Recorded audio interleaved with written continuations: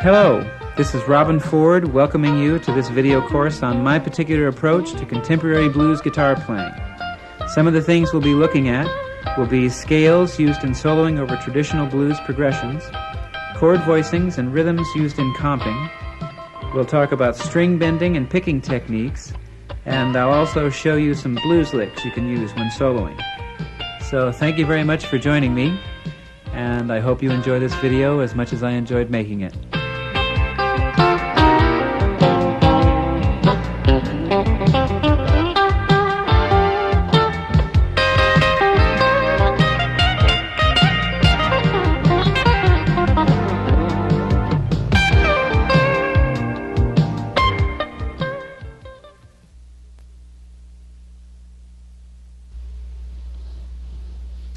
The first scale that we're going to learn here is the G minor pentatonic scale. And penta means five tones. The notes of the scale are G, B flat, C, D, F, and G again. And they can be played with a lot of different fingerings, and really you should learn to play them all over the guitar neck, ideally. I'll give you one fingering of it right now. It goes like this.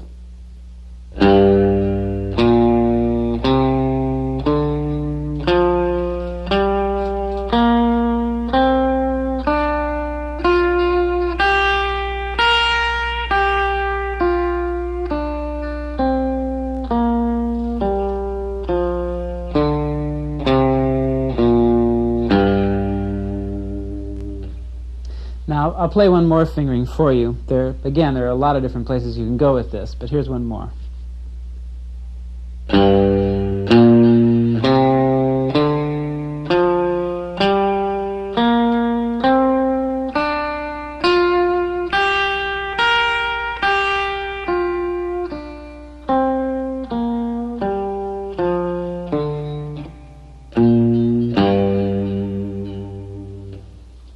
Now I'll play over a simple blues rhythm in G without chord changes using only the pentatonic scale so you can hear what it sounds like.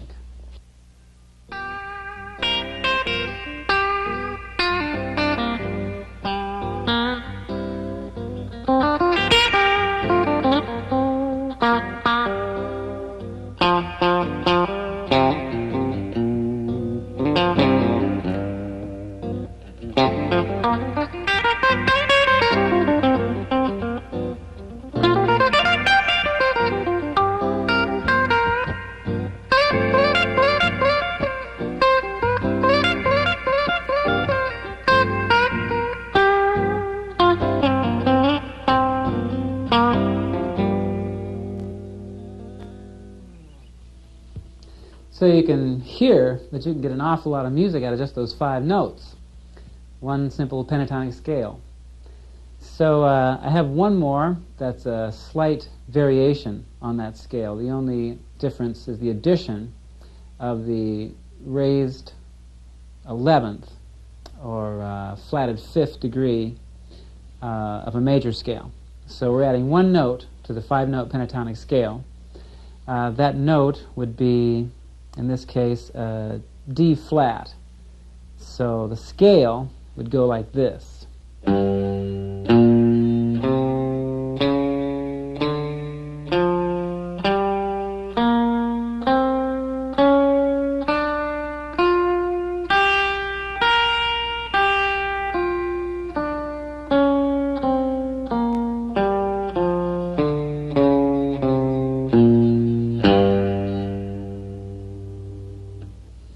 So I'll play a little bit out of that scale again against just a G7 vamp, so you can hear that. Here we go.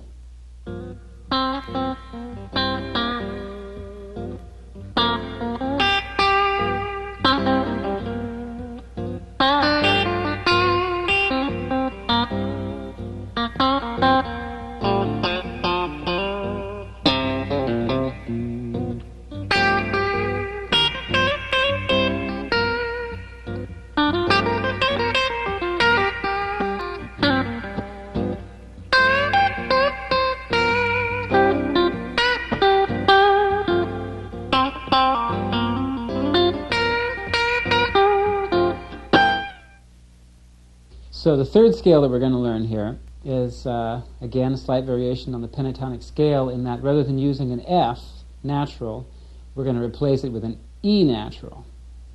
So you still have 5 notes, but an E natural instead of the F. And that scale sounds like this.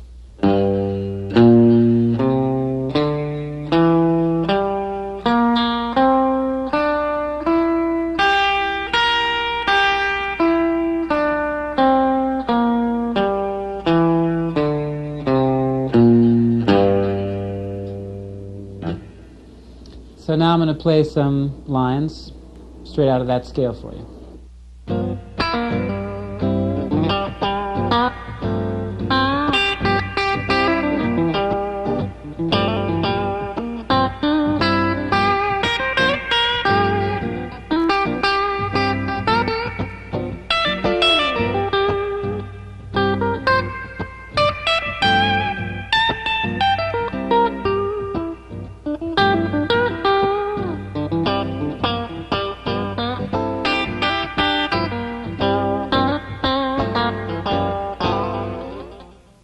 Now there's a quality about this particular scale that I've always liked a lot, and that there's a certain brightness in it, a certain upness in using that E instead of the F. So it's got a little sweeter sound.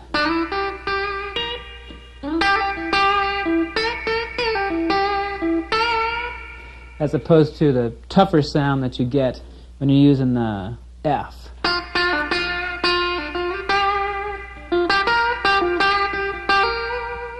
It's a little bit more cheerful or something.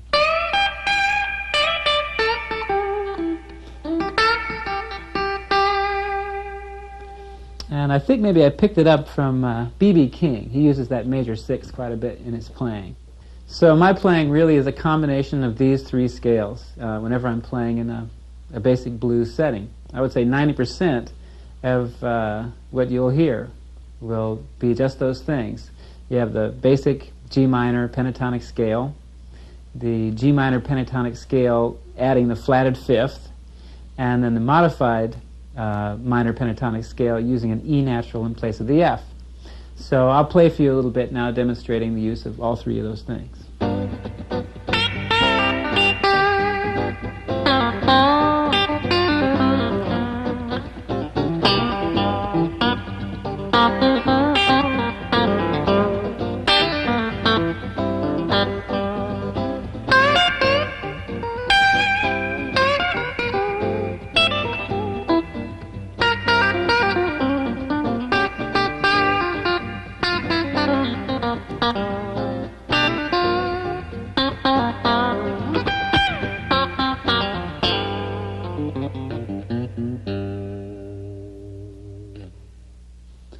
Now, so far, we've only played these scales against a G7 chord. But now we're going to play them against all 3 chords of the blues progression. Key of G, and again, the basis of it is the G minor pentatonic scale. But it's interesting to note that these same notes have a different quality when played against the other 2 chords in the progression. So I'm going to show you what those notes are against the C and the D chords and how they sound and their function. So first we have the G7. The G is the tonic note. B flat is the minor 3rd. C is the 4th. D is the 5th. F is the 7th. And G is the tonic. Now when played against the C7, these notes have a different quality and actually have they come from different points in the scale. So the G is the 5th degree of a C, B flat is the 7th, C is the tonic, D is the 9th, F is the 4th, G is the 5th.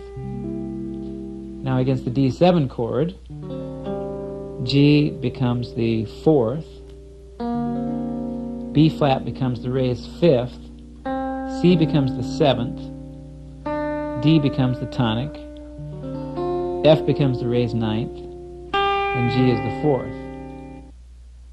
So that should give you some idea theoretically how these notes work against the chords, but more importantly is they just happen to sound good. and that's why people play them. So we're going to play for you now with a full rhythm section, and we'll be changing the key to B flat, and I'm going to demonstrate how all these notes, basically it'll just be me playing the way I play, combining all those three things together with the band behind. So here we go.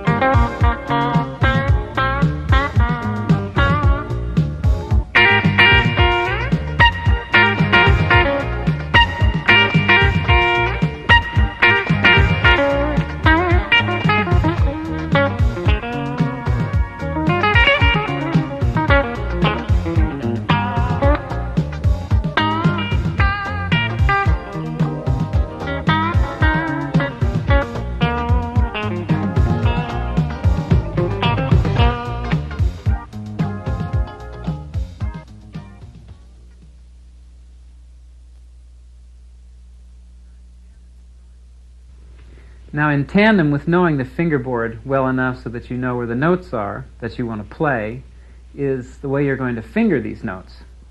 And I've developed a fingering technique that changes up here and there, but basically comes down to the use of almost just two fingers. Kind of a claw effect.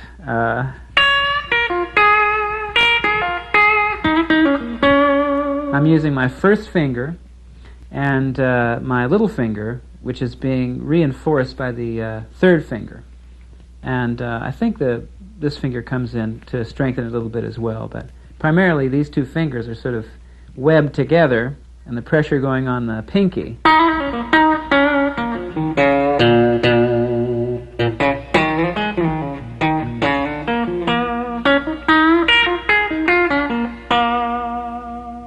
And of course I do use the other two fingers in certain phrases, but that might be part of what, if some of what I do when I play looks sort of confusing and hard to decipher, it's because I'm really only using these two fingers and jumping around the guitar.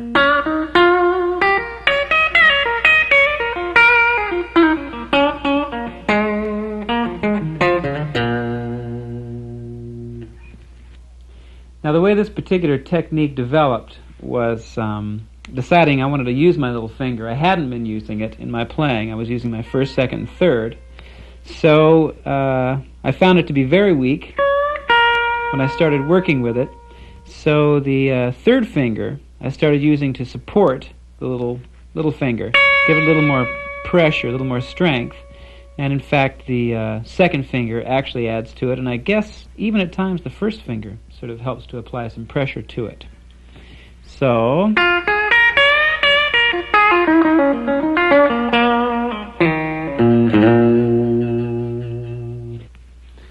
now this little idiosyncrasy has sort of become a strength for me. I seem to be able to get a lot of power and put a lot of feeling and emotion into notes, particularly on bending and on and whenever I'm using vibrato.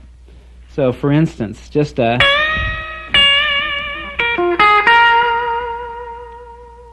there's like a lot of pressure that I can apply to these notes and just get a lot of good energy out of them.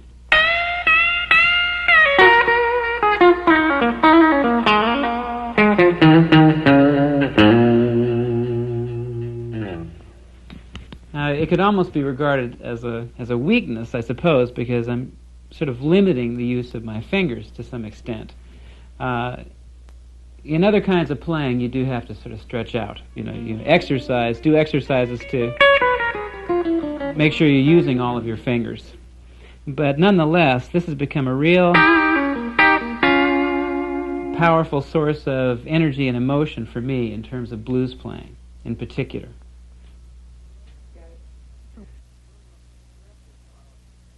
One of the most expressive qualities in blues playing is the use of vibrato. And there are a lot of different styles, different ways of playing vibrato. B.B. King has his style, Albert Collins has his style, Albert King. All the blues players have their own particular style of playing, and it actually is a real definitive part of their playing. You can really tell them apart from each other largely by their use of vibrato. I'll show you a couple of particular types that have popped up in my playing. First of all, as opposed to bending a note, holding it and putting a vibrato on it, I'm a lot more likely to play a line, land on my little finger, and actually push the string down, which I think is somewhat unusual. I may have picked it up from Albert Collins, who he doesn't use vibrato very much, bending a note and then playing it, but he hits this one note a lot. In fact, it's like 90% of Albert Collins' guitar solos is hitting that one note and putting that kind of vibrato on it. I think he uses his third finger to do it. But it feels real good to me, partially because I have a lot of strength on this little finger.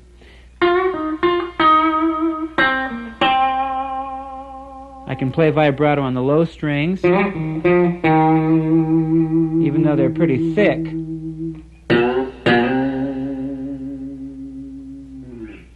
Whereas it might be a little more, you can't really bend with your first finger or second finger on those low strings too well. It really serves you to have your vibrato go down. On the high E string, you're really going to have to bend up, and your vibrato will have to go that direction. But as I think you can see, I don't do a lot of combining the bending and vibrato technique. I play a note, play a phrase, land on the note that I want to hear the vibrato on, and play it.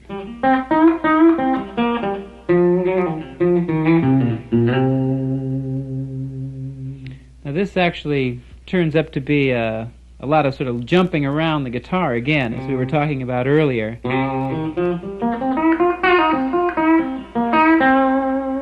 I could practically play, I could play a very long phrase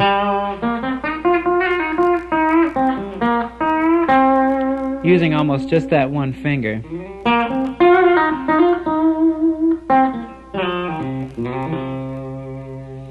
And again, the vibrato is a downward movement without the note being bent.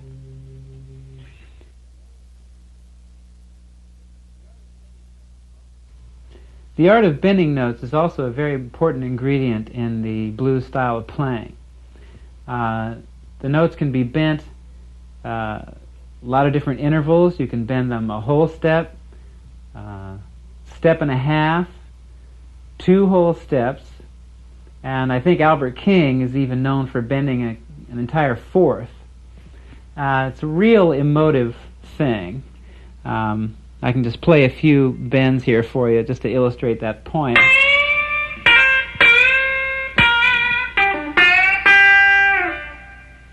There's such that crying quality that you find in the bending of notes that's real emotive.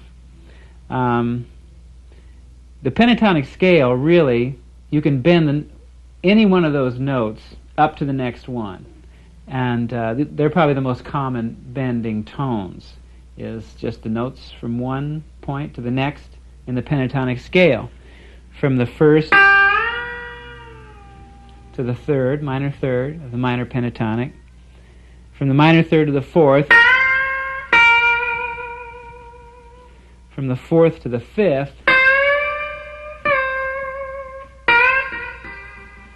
From the fifth to the seventh. And the seventh to the tonic again.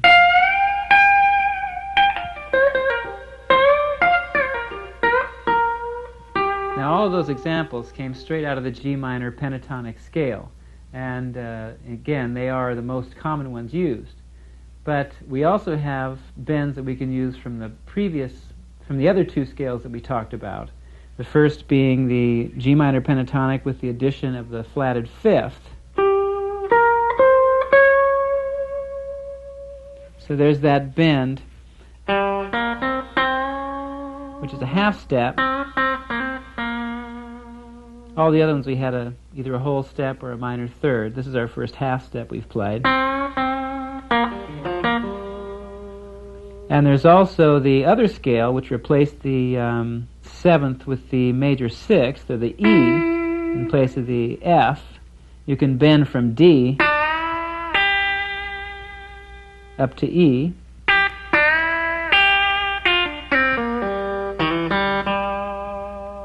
So there's a couple of more notes that we can actually use for bending.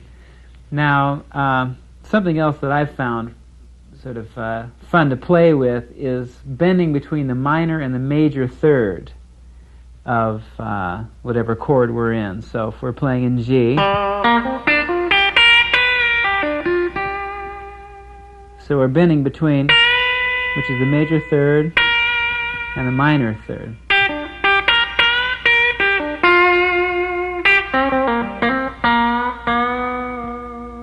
Right there again.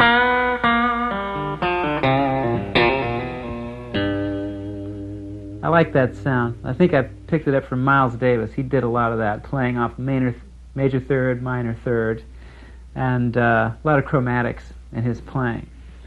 So that's similar to the half step between the fourth and the flatted fifth.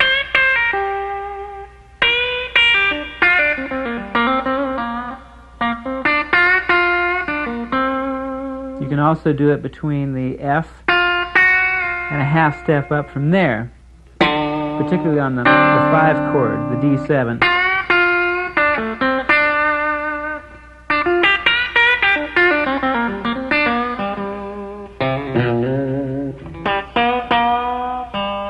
Again, minor third, major third there.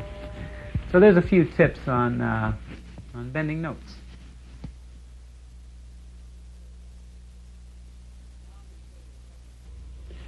Now I'm going to show you a couple of licks that you can play on the first 4 bars of a 12-bar blues progression. The key of C. There'll be a 2-bar count off in front. I'll start playing in the 2nd bar, and then the rhythm section will begin on the 3rd. Sounds like this. 1, 2, 3, 4, 1.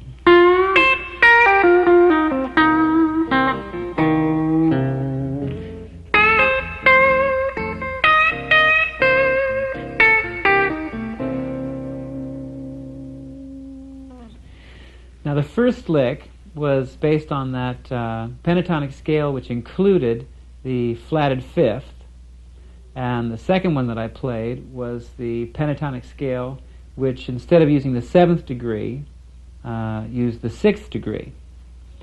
So I'll play it for you one more time real slow, and hopefully you can see the difference between the two licks in terms of the scale that I'm relating to. So here's the first lick, played at a slower tempo. I'm starting on the 10th fret on the G string and bending up a whole step, and the second note will be high C.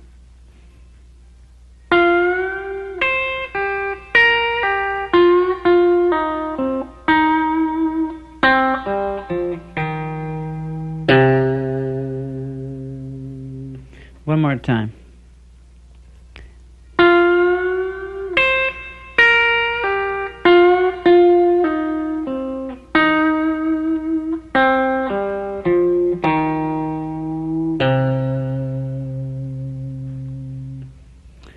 Now the second lick is bending on the B string up a half step, and this is based on that second scale again with the 6th instead of the 7th. So it goes like this.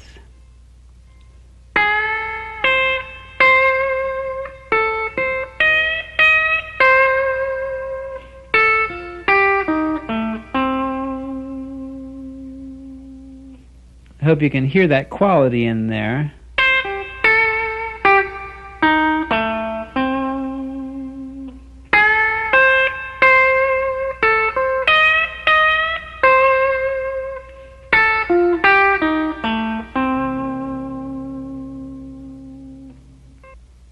Now I'll play 2 more lines for you that you can play over the next 4 bars of a 12-bar blues progression.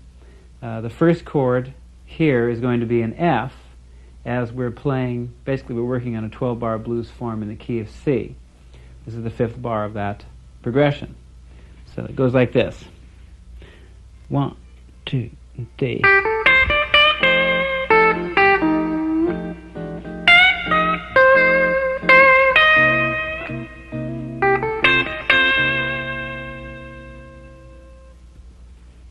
Now here they are played at a slower tempo.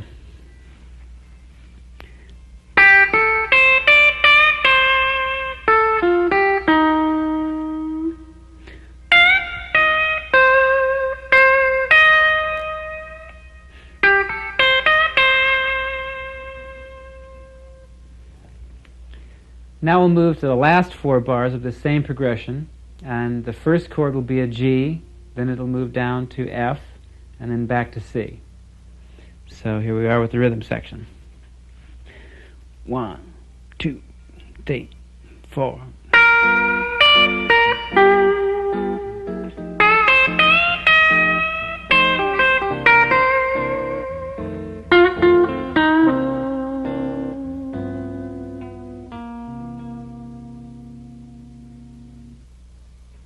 Here it is slow.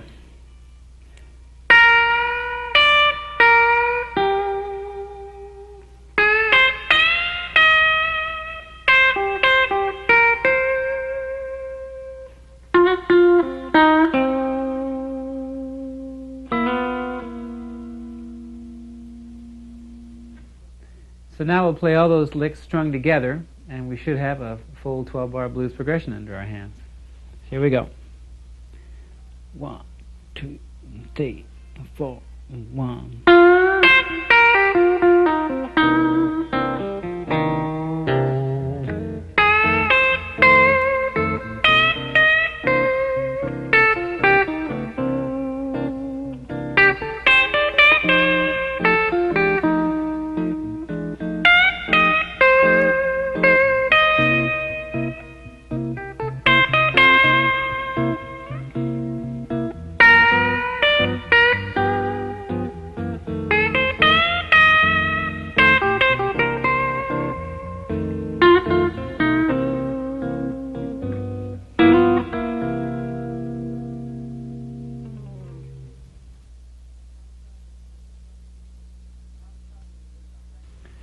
Now let's talk a little bit about right-hand technique. There are 2 approaches, which is the use of the pick and the use of your fingers. Each one has its own particular quality. The pick has somewhat of a glassier tone, and it's also good for faster passages, in my case. And the fingers can lend a little bit more of a poppy sound. That's sort of the way I use it, to kind of snap the strings. And in playing quieter, I like to use the fingers as well. Just kind of gives me a little more contact with the instrument and a little bit more control of the tone. Now I use a triangular pick, usually heavy or extra heavy, and I tend to use the butt end of the pick to play as opposed to the point. So I hold it in this fashion and play with the rounded end here.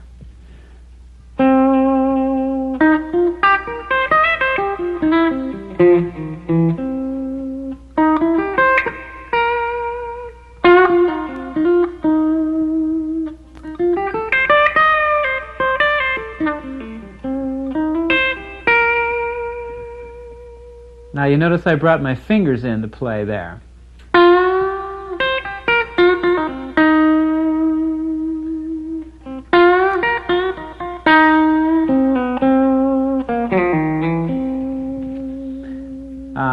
Sometimes I'll play holding the pick in this way and go ahead and use both at the same time.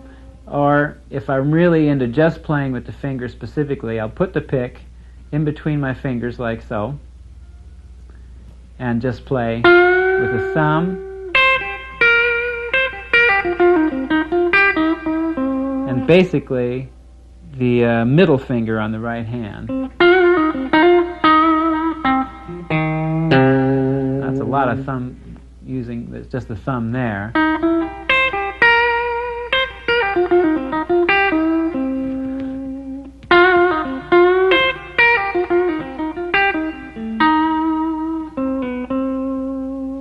The technique basically comes from just using whichever finger is the most convenient to get the string that I need. Thumb, first finger on the G string, second finger on the B string, and then I rarely use this finger. Never use the little finger. And so it comes down to basically those three fingers playing whichever is the most convenient. It's I don't think about it too much. The style just sort of evolved by doing it rather than thinking about it.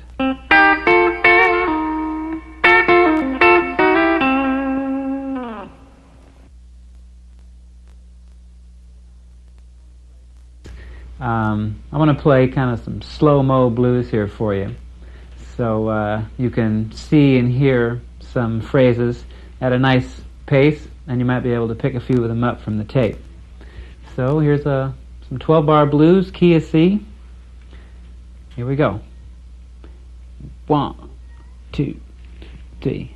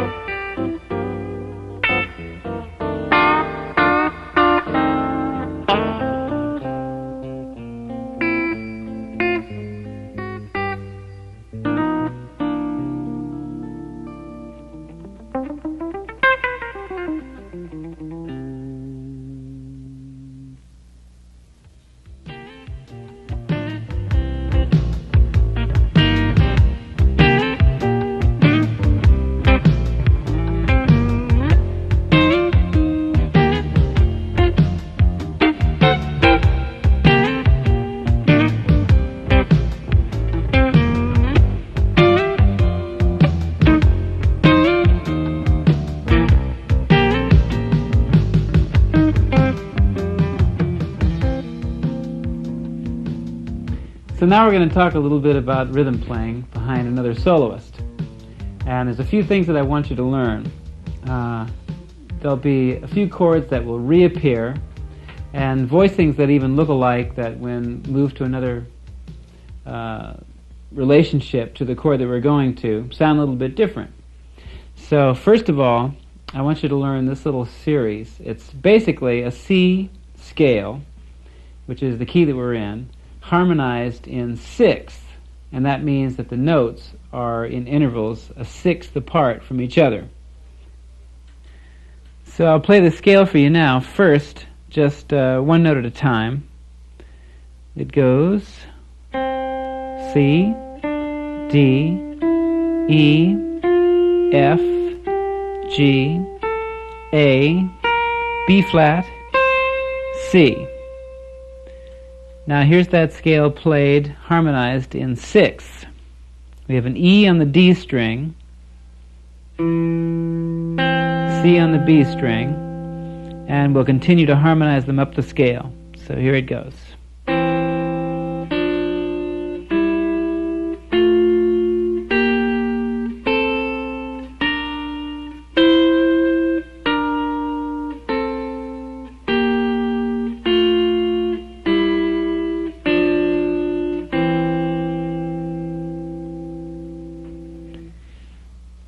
Now that was one way of playing this scale across the neck of the guitar in this key.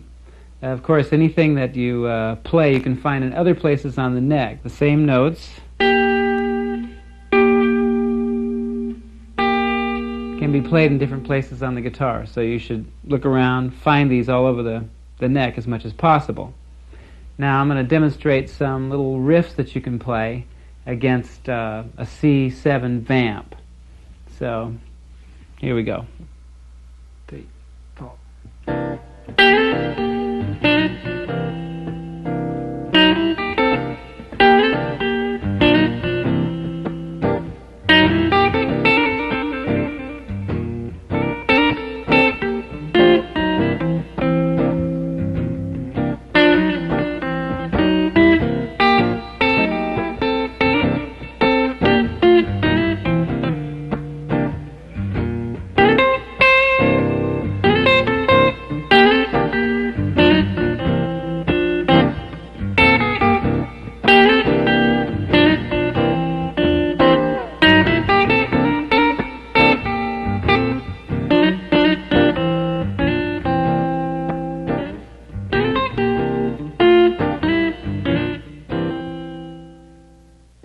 So there's some comping against just C7 chord. Now I'm going to play some repetitive patterns and use them against the chord changes of a C7 blues. So we'll get the rhythm section going here, and just keep your eyes and ears open and check this out.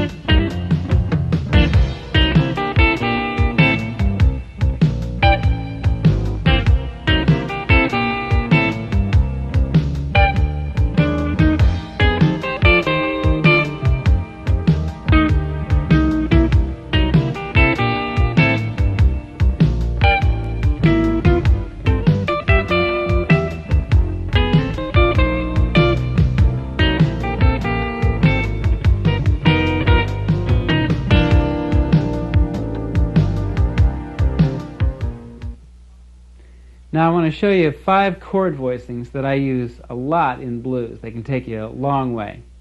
First of all, the first voicing is C7. This is the way I finger it.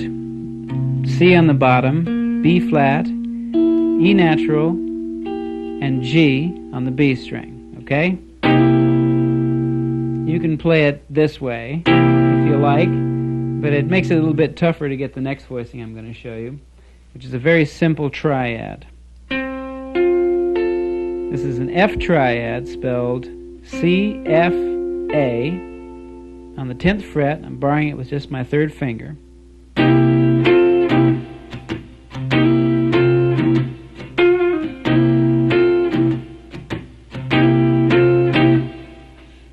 Okay, the next chord voicing is a somewhat more sophisticated chord voicing in that it contains a 13th, which is actually the 6th degree of the scale, key of C, but because it appears above the root, 13th away, 13 scale points away, it's called a 13 chord. Here's the voicing. We're still key of C, B flat, E natural, A with the little finger, C with the 2nd finger.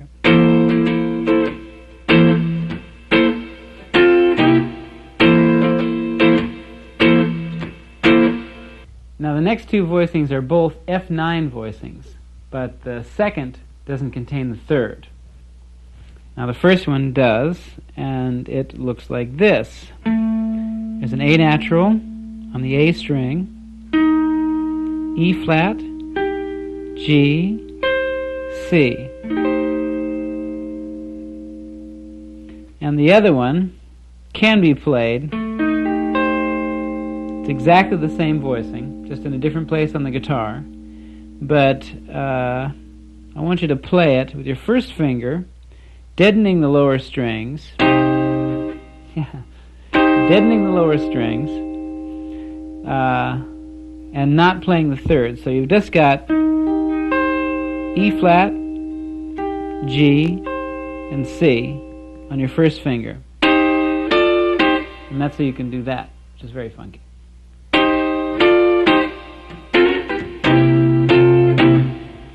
So again, the voicings, C7, F, C13, F9, and F9 without the 3rd. So, now we're going to play through a 12-bar blues progression, and you'll see me utilizing these chords and playing them in somewhat repetitive rhythm patterns, which is great. The blues is a somewhat simple and a repetitive form of music, which is really one of its strengths. So particularly in comping, you can play the same rhythm and almost the same chord voicings, and it gives the whole thing some drive. So we'll get the band going here, and I'll play some examples of that for you. So here we go.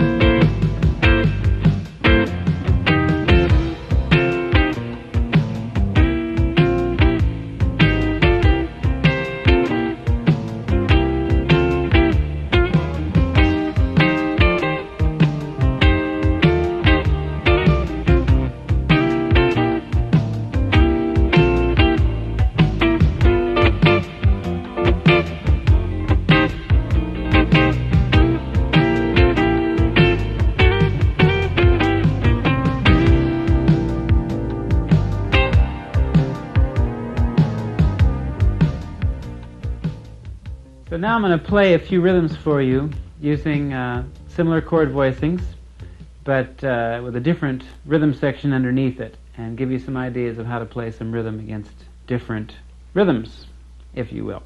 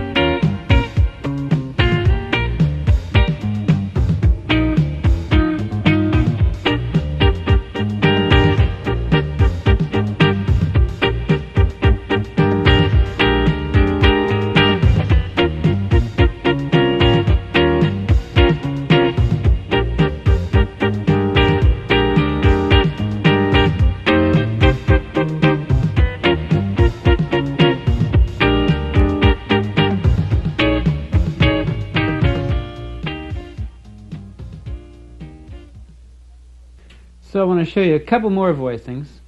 The first being a B-flat 7. Now here's a standard B-flat 7 voicing. B-flat, D, A-flat, B-flat. Played like that. You probably have seen it before. Played in the key of C pretty often. Right?